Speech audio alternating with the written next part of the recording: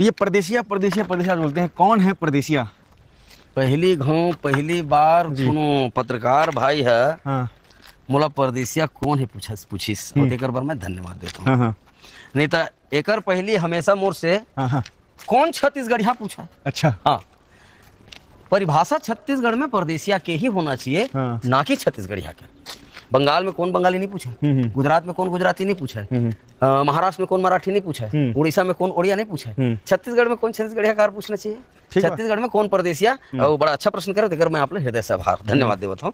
परदेसिया के मतलब है दो चिन्हारी। दो चिन्हारी के मतलब मैं बिहारी हूँ लेकिन छत्तीसगढ़िया हूँ, मैं पंजाबी हूँ लेकिन छत्तीसगढ़िया हूँ, मैं गुजराती हूँ लेकिन छत्तीसगढ़िया हूँ, मैं मारवाड़ी हूँ लेकिन छत्तीसगढ़िया हूँ, मैं मराठी हूँ लेकिन छत्तीसगढ़िया हूँ, मैं उड़िया हूँ लेकिन छत्तीसगढ़िया हूँ, मैं बंगाली हूँ लेकिन छत्तीसगढ़िया हूँ। ये दो परिभाषा नहीं, ये दो चिन्हारी नहीं। जेकर एक चिन्हारी तेन है छत्तीसगढ़िया, जेकर दो चिन्हारी तेन परदेसिया।